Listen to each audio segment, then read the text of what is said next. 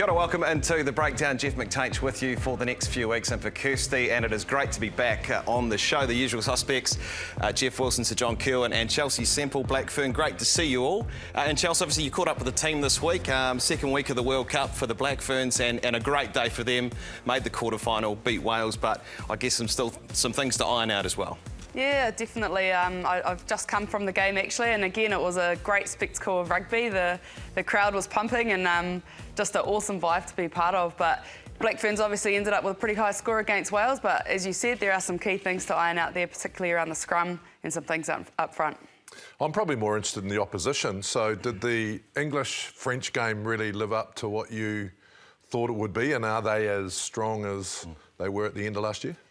They definitely lived up to what I thought. They're better than they were last year. They're even fitter, they're faster, they're even more aggressive. So just the French or the English? Oh, both of them. I feel for the French. They lost two of their best players, two of probably the world's best players in that match. One with a concussion and one with a knee injury. Sansu, their halfback, and Menager, their number 8. So it'll be interesting to see how they cope with that. But they did lose them early in the game, and they still played really well. So. I've been away for 2 weeks. Haven't been on the show for 2 weeks. I watched the game when I was in Australia, taking a quick break. I was watching the opening weekend, watching NPC. It didn't feel like I was on holiday because I was keeping an eye on everything that was going on back here. And I don't know where to start, but we'll clearly start with what happened today out in Waitakere in terms of the performance and the next step for the Blackferns, because that's what we're watching right now. This new coaching team has come together. They've put this group, this was a different combination, Chelsea, in this side, who got their opportunities. I've got to ask you, did they step up? Did they put their hands up? The scoreboard says yes, but overall, in terms of the performance, will individuals be looking at it and going, yes, today, I put my hand up? Yeah, that's a really good point. Obviously, there were a huge amount of changes made to the team this week, and to me, I feel like some of those people really did step up and take the opportunity. The midfield, for example, Teresa Fitzpatrick and Sylvia Brunt, I thought those two worked extremely well together. They got good front football, they had good D, good connection, and they both put their hand up. I think there are some other areas that the jury's still out on, particularly the front row. Both Afina Tangen Wainohu and Tanya Kalonivali, our props, are both great ball runners. They're great around the field. However, our scrum didn't go so well today, and that's very uncharacteristic for those two players to be beaten in a scrum. So there's some questions being asked there. So look, I think Wayne Smith is narrowing down his starting 15, but I'm still not quite sure we're there yet. Wayne Smith's been wanting a test, Chelsea, for this team up front at this World Cup. Obviously Scotland to come, and then it's all on in the quarterfinals knockout rugby. How much of a test did Wales provide, and how easy is it going to be for this team to make those adjustments that they talked about at the end of the game? I think that's the really interesting thing at the moment. We've had England and France play an absolute blockbuster of a match against each other, so I think that's quite beneficial for them. However, we've got that footage of them now as well. The Blackferns have still not been tested to where we need to be tested. We've had the games against Aussie, we've played them 4 times. Aussie lost to Scotland. They just beat Scotland yesterday, and obviously we put a big score on Wales today. So we were behind to Aussie for a bit, so we have been behind the post, but... We expected to win this game. Come on, we expected to win this game. We know Wales are part of a Six Nations. So we expected to go and win this game. We've won the first game, JK, Chelsea. I look at this now and go, what we're trying to avoid, JK, surely, is when we get to the quarterfinal, then the semi-final, being surprised about how good, and we've seen it, how good England or France are going to be. It was a completely different contest last night. That was a different game of rugby. They were playing at a different level than we saw today, that we've seen through this tournament so far. Yeah, look, I think part of the issue is that when you get together late and the preparation is completely changed and the coaching staff have come in, when you're building a team, sometimes some things go well, others don't. Today we saw the scrum, they'll go away and have to work on that. And that's just the lateness of the preparation. You can't get around that. I think there's a couple of issues for me. We have to make sure that the referees keep the speed in the game. So we've got to have a fast game, because I think that'll be most important for us. And when does Wayne settle on his selection? How did Rugby go? You thought that was a success at fullback? I kept an eye on Rugby from the stands. I was quite interested to see her positional play, and Rugby does the most homework out of anyone I've ever met in the team. So I knew she would have been doing that all week, and I thought she was outstanding. Her positional play, the way she worked with her back three, really good. So there's a really solid 15 option for Wayne Smith, and having Ruby at the back, you can keep Portia Woodman, Aisha Leti-Inga on the wings and have all three of them working together. We'll take a look at the standings and we'll dive into the Black Ferns a lot more and see statistically where they're at and how they stack up against France and England at this World Cup. But this is Pool A, and obviously a couple of wins for the Black Ferns to get things going. One against the Wallaroos to start, of course, at Eden Park. Then Wales. Scotland's still to come, who led Australia yesterday, and then the Aussies came back. They need to watch their discipline as well. A couple of players sent off again for them. Pool B, Canada out in front, and second place overall in the standings, ahead of Italy, USA and Japan there. And then, of course, they are calling it the pool of death. England, France, up the top there. England, a couple of wins. South Africa and Fiji still playing as we speak at this World Cup. 14 all currently in that match. I guess, Chelsea, we talked about the pool the Black Ferns are in. Do they take enough out of watching that game against England and France? Is there anything they can learn from watching that game yesterday? Can Wayne Smith go, they're doing things differently from what we saw on the India tour last year? Are you seeing anything different from both of those teams? Look, you'd have to take a lot out of watching that game. It was physical. It was everything we'd expect from both those teams.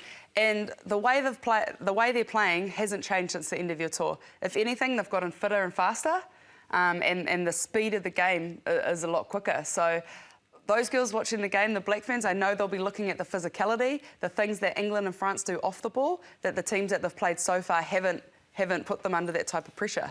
So what do you think Smithy does, Goldie? Does he actually pick his side this week that's going to go right through? Yeah, I think he's given everyone an opportunity to play, right? And the challenges they faced last year, and we saw the Black Ferns were dominated up front. Now, we're going to want to play our style of rugby. The reality is that France and England, and you talked about the slowing down of the game, they're going to want a physical contest. They've had the benefit of time to build themselves through a professional environment to a point where they play direct, they are fit, they are fast, they are physical. If any team allows the Black Ferns to play, allows Portia Woodman to get her hands on the ball, you know, to take opportunities. We know that they're incredibly dangerous. So you start looking at selection and going, how is it you're going to win now?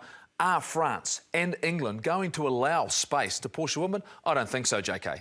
I mean, that's the reality of the fact is that we've seen already the scrum, the line-out defence. We saw it in that footage there being dominated. We have to match whoever semi and final. I've got no problem with them trying to shut it down. What I don't want to see is the slowing of the game down. Regardless, I don't want to see that. I want to see a fair contest around the referee, not letting players slow the game down so that they're taking away what I think has been an amazing spectacle so far. The key thing here is the physicality, and that's what New Zealand are going to have to match of England and France's, because from watching the game last night, the physicality in that game, just the sheer smash and bash of the players, the injuries that are coming out because of that, far higher than the games I've seen of the Black Ferns so far. We've been allowed in, we've been allowed to score tries, we've been allowed to defend far too easy. They're not going to miss some of the tackles that Wales are missing. No, exactly. The Wallaroos miss.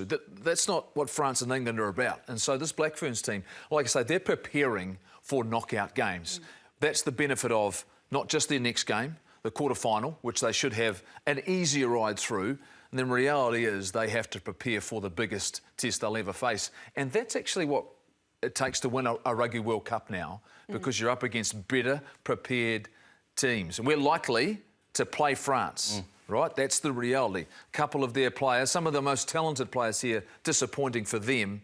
There's no doubt we've got talent. Yeah, that's the one thing, right? The England and French coaching team have been around a long time. They're going to be looking at the way the Black Ferns are playing. How are the Black Ferns scoring all their tries? They're getting the ball out to Portia, to Ruby, to those players. So I think what they're going to do that the other teams we haven't played so far have done is they're going to bring line speed, they're going to try shut us down, they're going to bring that physicality, and that's where our type 5 have to step up, match them, get body past the ball so we can get on the front foot and be able to get the ball out to them. And we've been there, right, JK? When you're at a World Cup and there are teams that, as you're going through pool play, you're dominating, you're playing well, but in reality, that's not necessarily preparing you for what it's going to take to win a Rugby World Cup. Yeah, and look, we've got the scientist, right? So he's going to know all that stuff and he'll work out the game plan. I think for me, there's a couple of things. Do you pick your best side this week? Because we don't have the pool of death. So, you know, in many respects, I'd rather be in that other pool and play England once and then Find out. It goes and find out. So what do you do this week with your last pool match? Do you play your best side? Because then after that, and you know, the All Blacks have often spoken about how hard it is to keep going back up to Everest, and you know, so that's going to be difficult. I repeat, I think if we have an open game, because yeah, how do you take physicality away from the opposition? You run them around, and that's all that I want. I just want a fair contest around the game. Hold on, when you say fair contest? I mean, because they'll say their contest is different. They're looking for a different contest. Well, let's talk about Super Rugby final when we had 4 minutes of scrum. Let's talk about props going down and... If you're a Crusaders fan, you loved it. If you're a Crusaders fan, you loved it. But look, the games so far have been amazing. It's been a spectacle. It's been a party. It's been great rugby. It's still an aerobic game.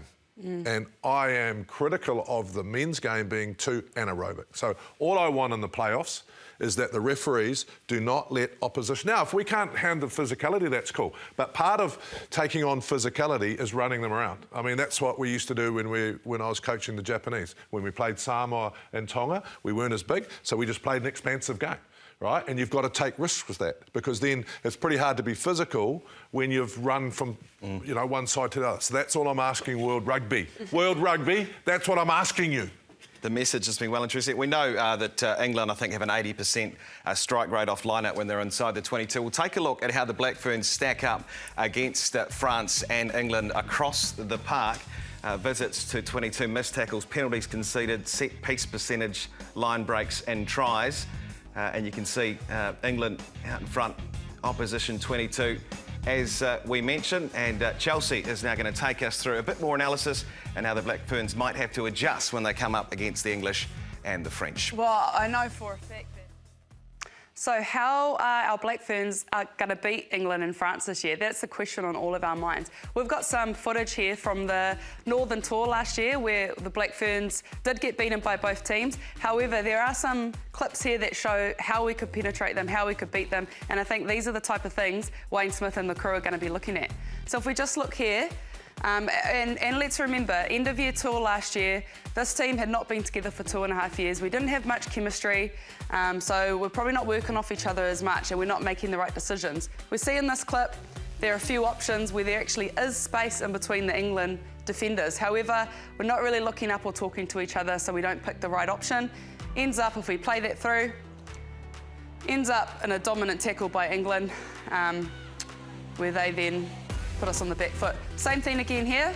There's a couple of different options we probably would have been better to take. There's a disconnect from the ruck to the first defenders. There's also lots of numbers out wide, and we know that's where our best attacking weapons are. But instead, again, we haven't quite got those combinations sorted out. So, again, ends in a turnover as we don't quite have the support with us.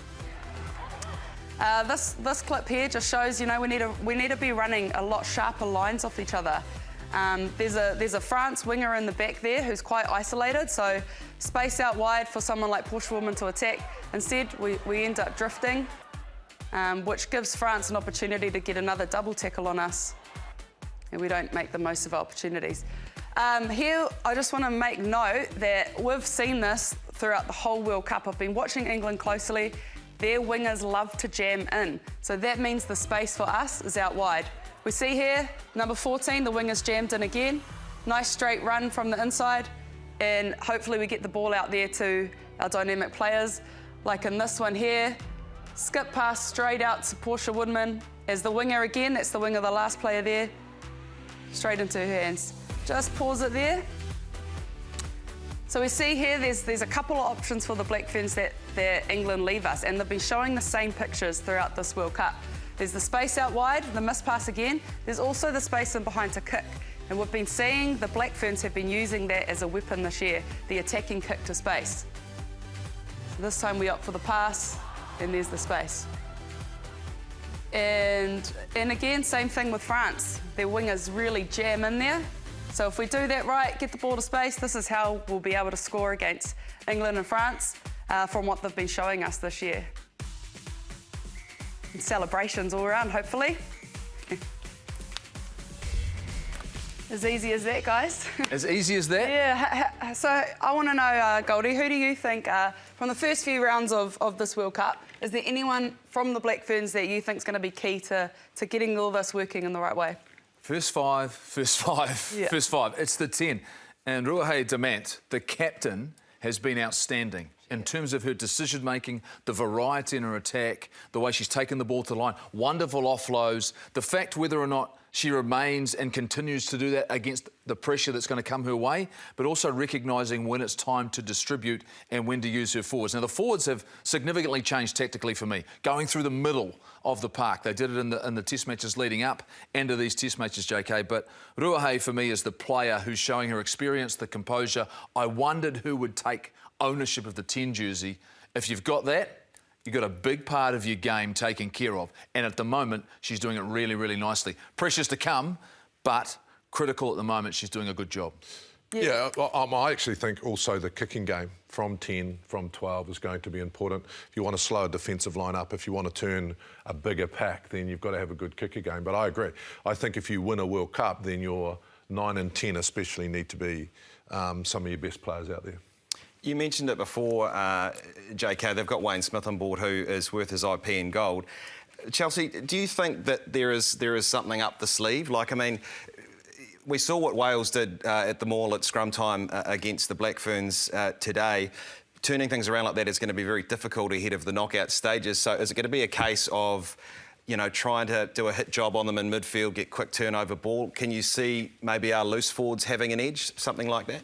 Yeah, look, I've obviously been part of the team right up until the last minute here, and all I can probably say is that Wayne Smith, of course, does have things up his sleeve that he'll be saving for later on.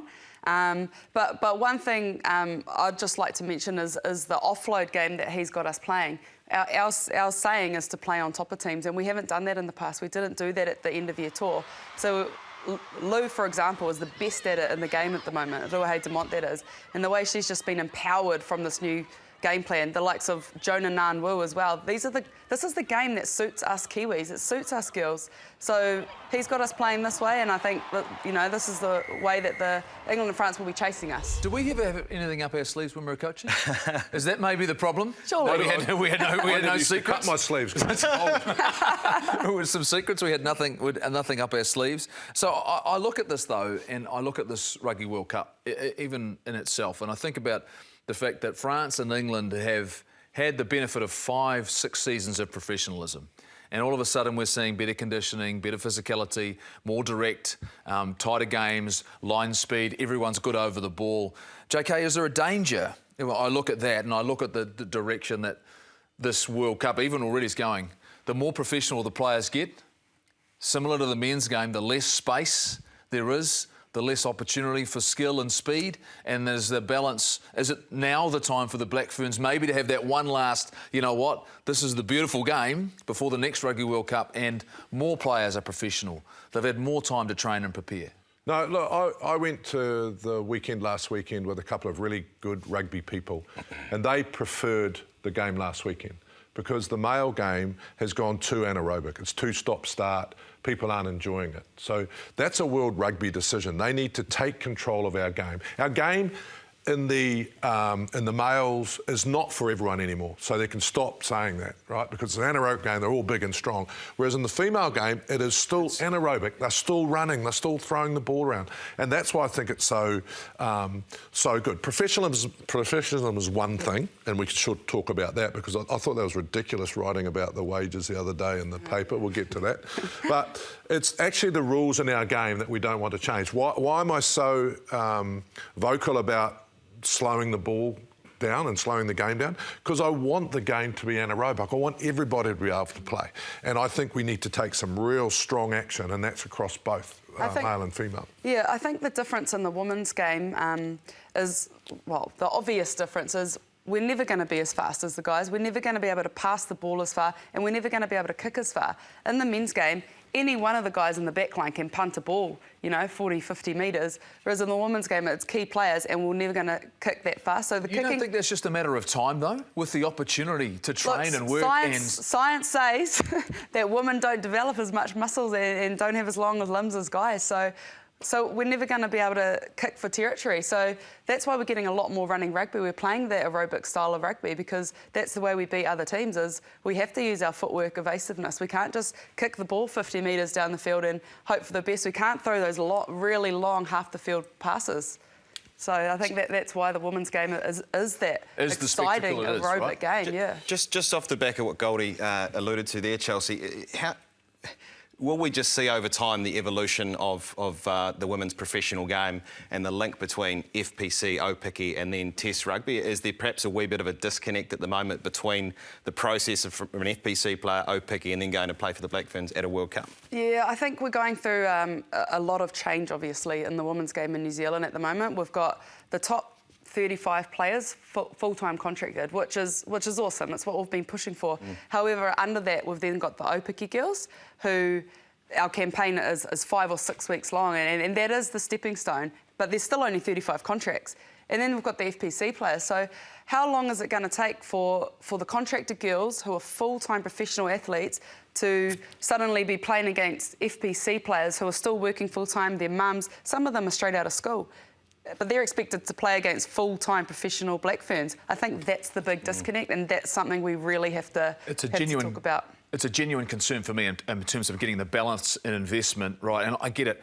The players deserve, given the amount of effort and time they're putting in, to be paid and remunerated and supported. But the reality is, if the gap gets further, all of a sudden the distances, and I think it becomes a danger issue in some ways when the fact you've got 35, 40 players. Now, you're always shaking me head at me, so that's nothing new for me. But I just want to make sure that you just don't... It's not top-heavy, JK. No, it's not top-heavy. It has to have balance in terms of the steps you go through, where the investment goes. If it all just goes to the top, then all of a sudden the distances get further and further. Yeah, I'm shaking my head not because I disagree, it's because why are we following the men's game?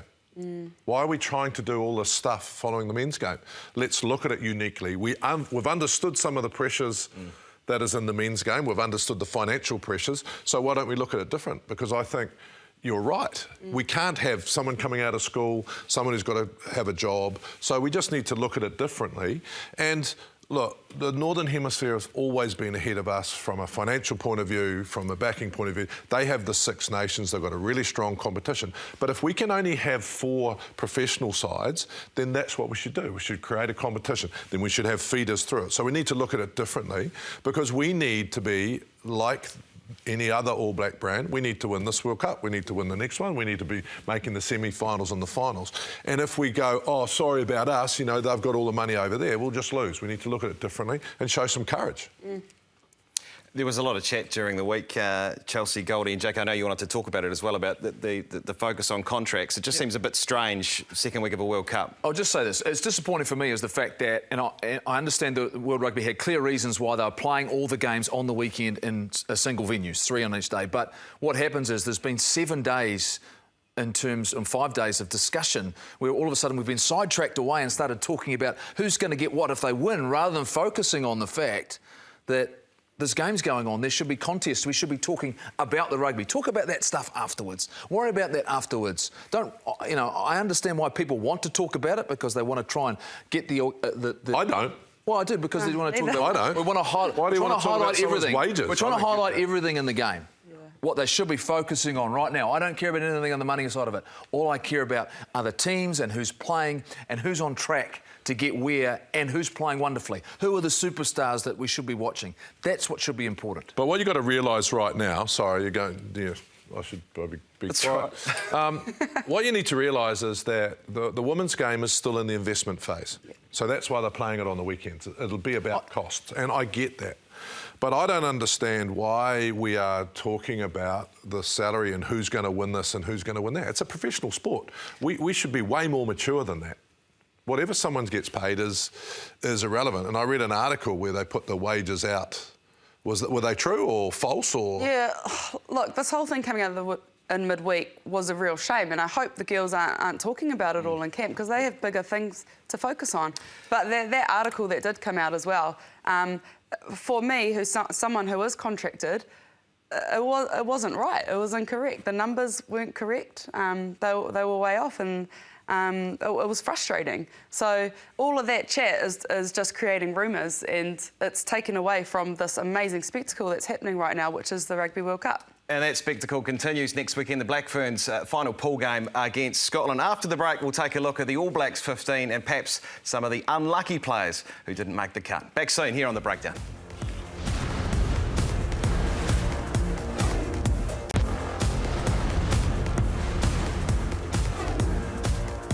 My hooker, welcome back into The Breakdown. Good to have you with us on this Sunday evening.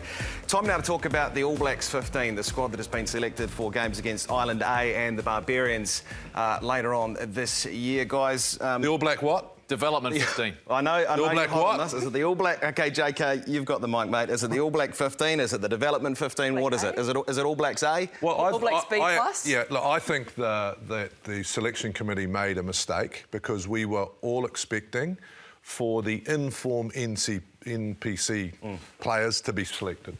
And they weren't. For me, it looks like a development. Oh, you weren't? No, I weren't. I wasn't, because in the end, that doesn't necessarily mean they are the next and very best players who are available, given the fact Super Rugby form still has to count because it played this year. I mean, you can't hold it in isolation in a 14-team competition versus a 5-team competition. But it makes the NPC irrelevant. Well, but no, it's not, because we're trying to find a national provincial champion. We're not trying to pick an All Black side or an All Blacks 15 side. We're trying to find a national provincial champion. Every one of those national provincial players want to be picked for the All Blacks or the New Zealand 15. But that's when I look at the squad, when I judge the squad and I read it and I'm going, hold on, are these guys... So you think it's the next best? Well, no, because the All Blacks have got a 36-man squad. So it's not the second 15, it's the third 15. Maybe it's the top 63 players now have been selected. Well, let's try and settle this, and we'll take a look at the players, some of the players at least, who missed out on the All Blacks 15, and some exceptional players there have had outstanding seasons. I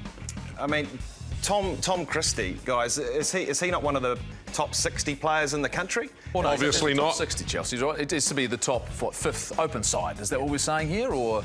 He's the ninth open side. How can you say you've picked the top 60 though, and you've left a current two-test All Black out and Peter Gus Sowakula there as well? I mean, to me, looking at that team, that's a good team. Can someone tell me? Interesting enough, I'd like to coach that team. Can someone tell me what Peter Gus has done? Yeah. He's done something. He's either smashed one of the coaches at training, or he's done... Well, how can... I don't get that. I'll tell you what's happened. And this happened to Akira Ioane. So do I. This happened to Akira Ioane, I think, 3 seasons ago. He played every single minute of Super Rugby, did Peter Gus Sowakula. Then he goes and trains and does everything with the All Blacks. Then he goes back and then he has to go and play every single game for Taranaki, right? He's just fallen off a cliff. He's put all the effort in. He's been training since December last year. You know, I look at it and clearly they're looking at him saying, we don't know, we don't think he's the best number 8, we don't think he's the best next number 6, because that's where they played him or talked about him for the All Blacks, Chelsea. So I get it. I don't understand why he's not in the squad either.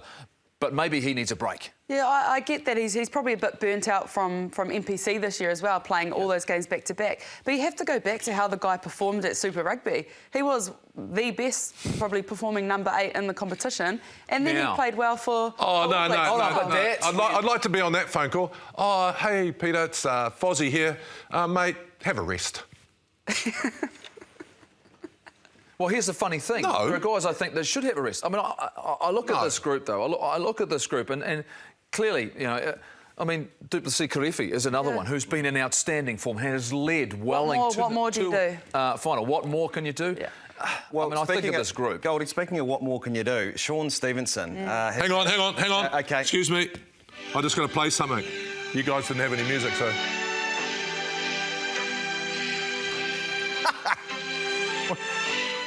That's Italian music for Voce di Corridoio.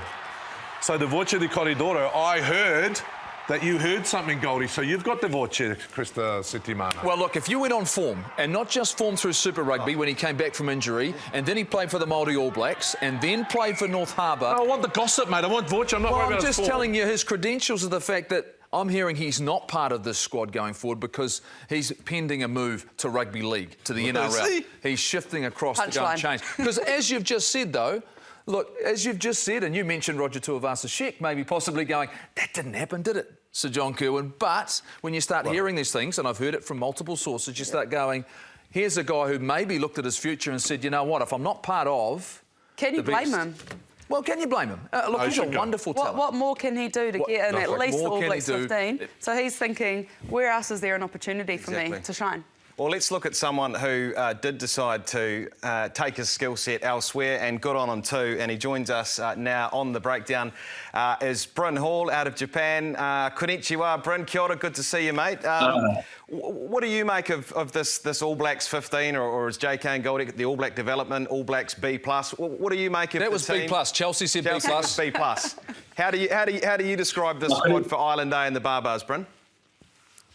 Konnichiwa, guys. Geez, I tell you what, just looking from afar and hearing this debate, it's great to see it from Japan. But I guess for me, you can see the reasoning behind it. It's the All Black 15 to have the brand and be able to have that kind of tag put to that name. Look, it's no different from the Māori All Blacks, from the All Black Sevens. You know, that All Black brand is associated with those teams. But for me, I'd like to see it to go on a route of kind of like the Japanese and even the Australian A that's been playing in Japan. They've been classed as the Australian A, or Goldie, as you've been saying, probably New Zealand C. That's what you're thinking. But yeah, you can understand the reason behind the All Black branding around it, because of obviously it's great for money and to have that brand out there across the world. But for me personally, a New Zealand A or New Zealand B would be a better name for me.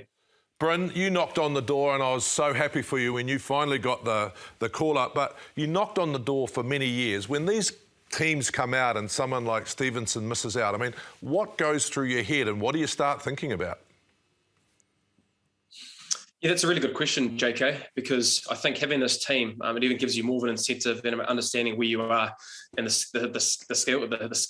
schemes of things. Sorry, you know, if you don't make the All Blacks, you're probably thinking, you know, am I fourth or fifth in the reckoning? Am I an injury away? And to be honest, you don't really get a lot of communication from coaches or even from other people if you're in the reckoning. But I'll tell you what, you'd know pretty well right now if you're not in that kind of All Black 15 now, if you're not in that team, you kind of get being told that you're sixth or seventh, and you guys have talked around Peter Gus Sawakula, Sean Stevenson, Karifi, Christie, guys like that. Now, I can understand Tom, he's a little bit younger, but you look at guys like Peter Gus and Sean Stevenson, especially guys that have been applying their trade for a really long time, that can't even get in their All Black 15 now.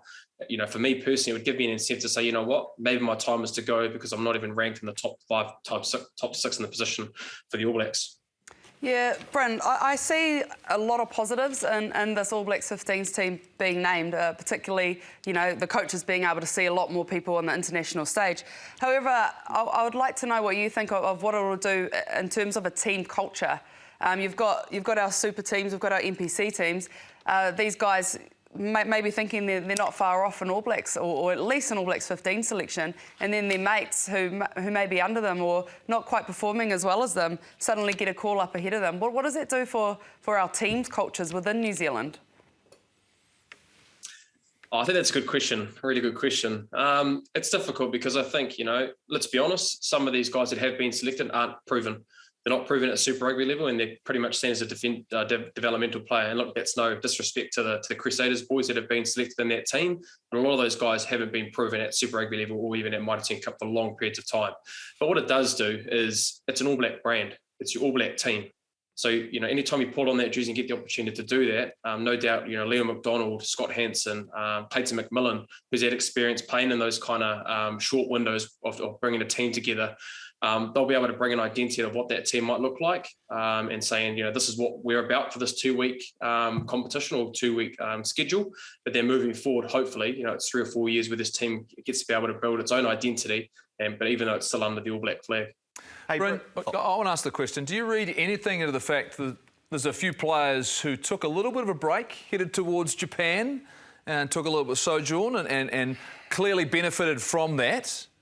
Do you think the fact that some of these guys who have got vast All Black experience, who could quite easily have slotted back into the main squad, Damon McKenzie, Patrick Tuipulotu, guys who've done that and come back, TJ Perenara, Do you think there's in some ways you know what, you just can't quite walk back into the All Blacks anymore? If you want to go overseas and then come back, you've got to do more than prove you're fit and available. You have to perform at the next level. Do you get any sense from that? Oh, I think it does. And I think what you do is, you know, you have the opportunity to go to Japan, as the example that you use, Goldie, and to be able to, you know, experience something different, but also it helps in your back pocket being able to have those opportunities to play in Japan. But what it does do, it gives other guys opportunities to be able to play in your jersey. Now you look at TJ Perenara, you've got Finlay Christie, who was really good with the Blues and given us opportunities last year in their rugby championship and India tour, was being able to play a really good brand of rugby with where the All Blacks are going. Folau Fakatava, again, he's very young and was given an opportunity as well. You'd have to think Brad Weber, you know, we can't even start about Brad Weber with around how unlucky he's been with his form. But, you know, what it does do, this team does do, gives them opportunity to be able to play at an international level and being able to say, you know what, the coaches can see them play at that international level. Now, bar it be, it's going to be against a Barbarians team and against an Ireland A, but, you know, you look at the New Zealand Māoris, a guy like Lomax.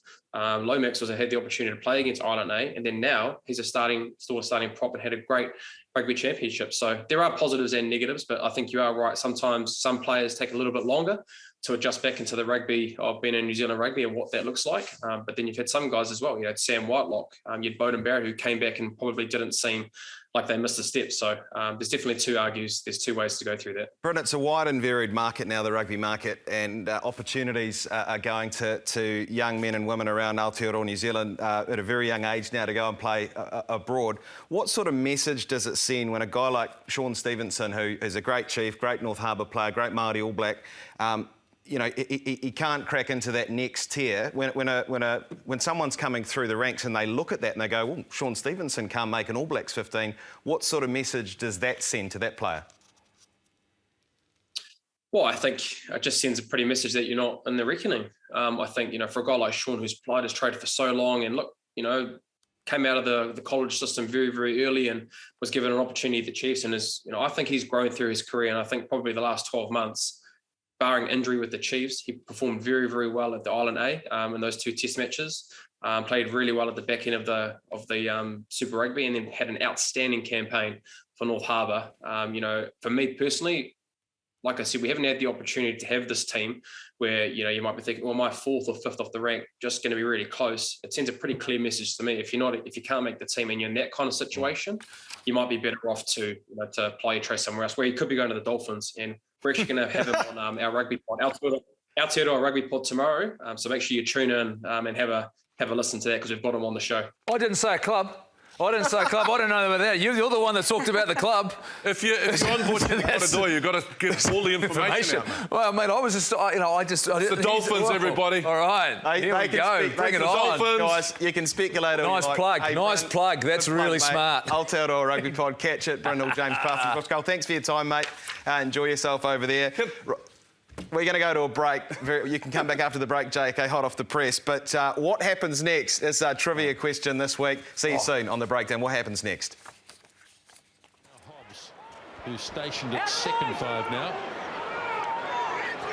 And turnover, as it looks like it.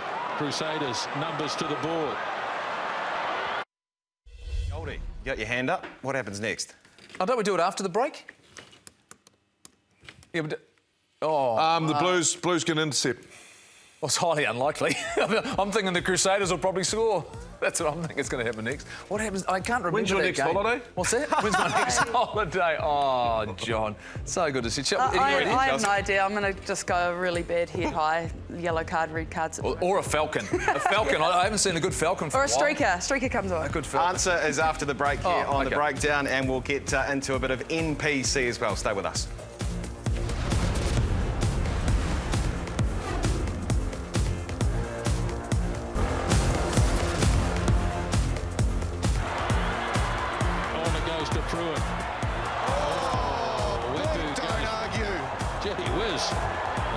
Teammate.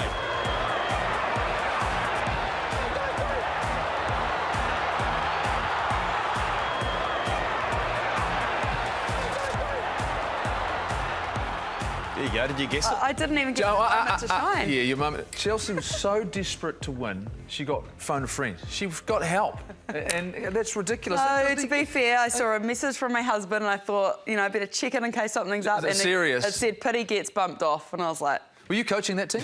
I don't want to...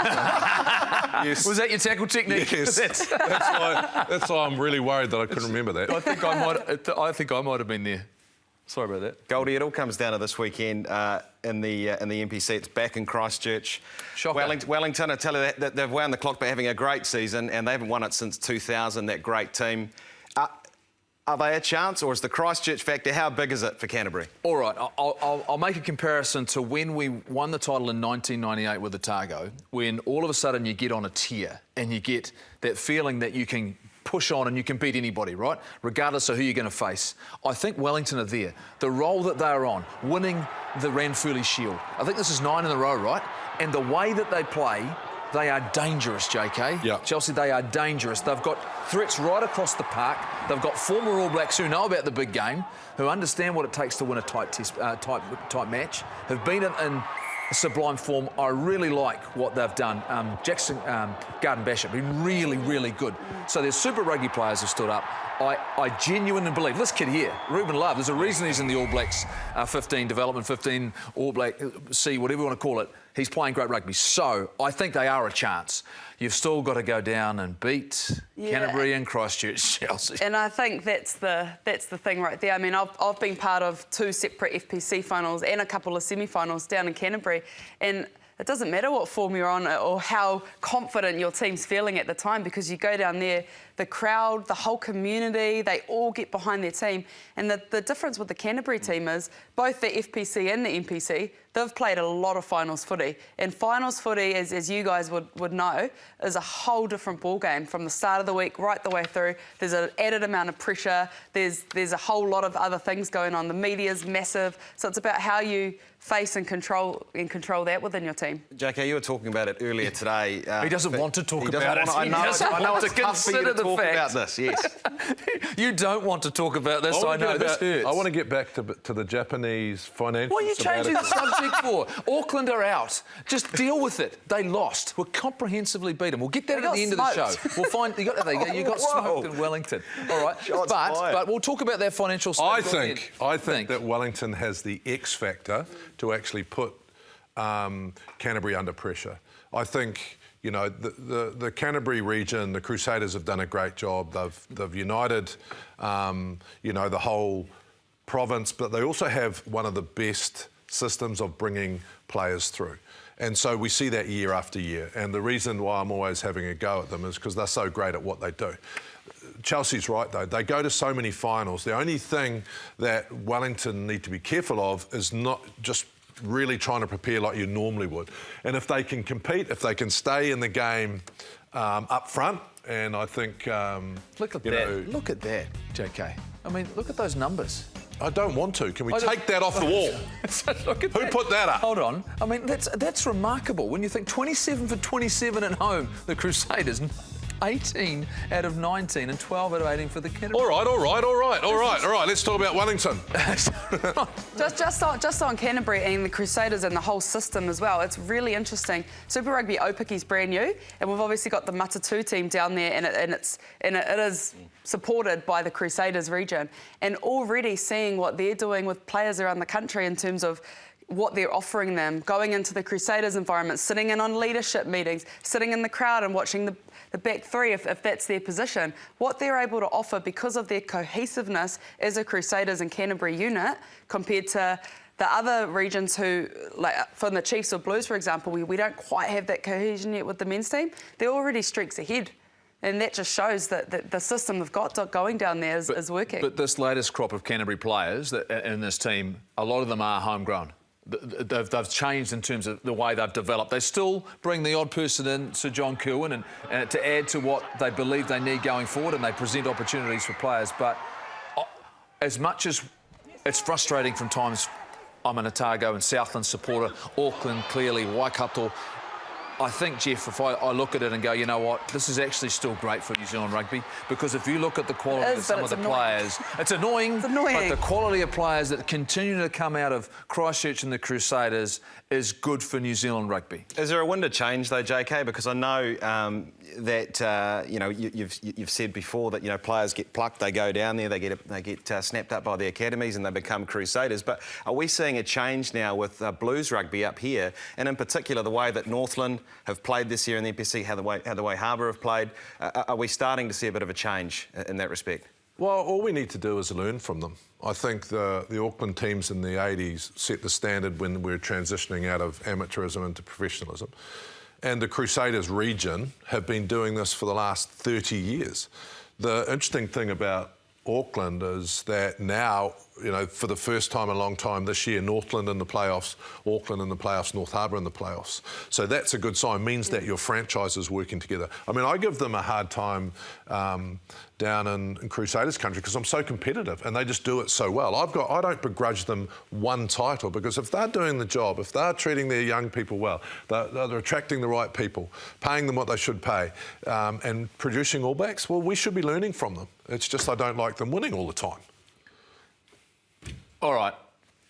I know you want to get it off your chest. I started and picked up on the fact these players who come back from Japan, who've gone over there and been rewarded and remunerated for their performances. I mean, how do you feel about that? What you said was a contradiction for me. That's why I contradict myself all the time. No, but no, you said it. So this is what I thought Japan was built for. Japan was built for a financial sabbatical so we can keep our leading players in the game. Or available to us? Yeah. Is that what you mean? Yeah, exactly. Same thing.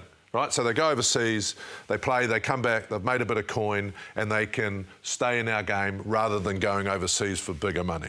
So why wouldn't you put them straight back in? I don't get it. I don't get Mackenzie not going straight back in, Patrick not going straight back in, because if you want to have an attraction of you can have a financial sabbatical in your new contract through to 2026, but then you start going, well, actually, we're not going to pick you boys, then it's sort of, it doesn't make sense. Well, Chelsea, would you pick Damien McKenzie right now over Stephen Perofeta? Clear, because that's the competitive position, right? Those two. Yeah. Stephen's played 45 seconds of a test match versus Damien McKenzie, who's got worldly experience, test match experience as a game breaker. We haven't seen it for Stephen Perofeta, hasn't had the opportunity to date. Yeah. See, that's a tough question. I mean, Stephen Perofeta needs the opportunity, and the coaches have talked him up about how far he's progressed. And I kind of disagree with you, JK, in terms of these players being able to go for these financial sabbaticals and then being able to come straight back into the All Blacks team. I think what these players are getting in terms of being an All Black and a Super Rugby player in New Zealand, and the way I'll say it, they're put on pedestals in New Zealand as men's All Blacks. I don't see why they should be able to go over to another continent, earn more money for a year, and then come straight back in when we've got the guys like Stephen Perofeta here on the grass playing NPC, playing Super Rugby and doing the work. Two different arguments, Chelsea. I don't disagree with you, but what I'm saying is that if it was built for that, then that's what it should be used for, right? I don't know how Stephen Perofeta has played in the last 8 weeks, because he hasn't played. I'm looking forward to seeing him play. Has. I hope he gets the opportunity. Yeah, so do I. Let's not put the... But what I'm saying is that it's a contradiction but that's the obvious of why one we're doing it. The one that's right now, right? And TJ Perenara was the one last year when they did bring him back into the environment because they felt as though they needed him. The fact he was off contract, re-signed with New Zealand Rugby. Remember, he flirted with the idea of going to rugby league. He talked about that. When they needed him, they brought him back into the environment. So once again, I still think there's a grey area here. And the reason I brought it up is when I looked at that squad and I looked at the three names, there's three significant names on there that have played overseas, that have come back. I look at it and think that, to me, it's a bit of a message saying, you know what, we've had a squad, we've had guys who have come to every training. Okay, a couple of minutes, guys, before we wrap things up. Just a few predictions for the weekend. Goldie, I'll start with you. Wellington, does the 22-year drought, does it end in Christchurch, or does the roll on in their first since, I think, 2017 for Canterbury under Marty Burke? I think they can do it. I genuinely believe... You think Wellington can do it? I think Wellington can do it. I think they can go into Christchurch. I think with Julian Savea, Ruben Love in the form that he is in, the way TJ Perenara, Duplessis Kirifi, there's enough experience in that group to understand the big moment, to understand what they need to go down and win. They can, they will. I believe Wellington, the Lions, will be crowned champions this weekend, but I've jumped off a few bandwagons. I said Waikato, then I said North Harbour. North Harbour got ripped off, to be fair. What do you reckon, JK? Yeah, the thing I like about Wellington is their big guys are stepping up.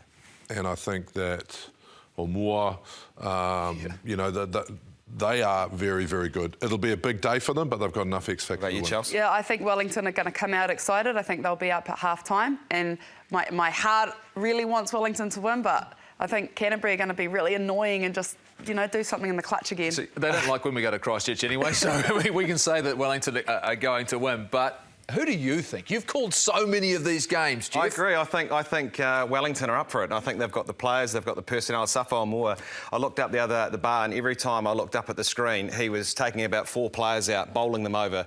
Guy in form. You talk about the back line, brilliant. I just think it could be Wellington's year. The Shield, you mentioned that. That is the breakdown. Thanks, guys, for joining us again. As always, Chelsea, great to see you. Go the Black Ferns this coming weekend. That is the breakdown for another week. Mā te wā. Wellington go wide again. Savia looking at the corner, and he scores. Hard to put away from here. Osafa Omoa scores. And a dash out. Oh, he sailed right through. Love gets the bounce. And Ruben Love as Wellington bring up 50 in the semi-final. Two teams fully deserving of their place in the top 4. He's straightening and stepping and breaking through. Lameka Paihopi breaks another tackle. Offloads on the way to McAllister. Oh, he's in! It's Canterbury against Wellington here next week to decide the Bunnings NPC for 2022.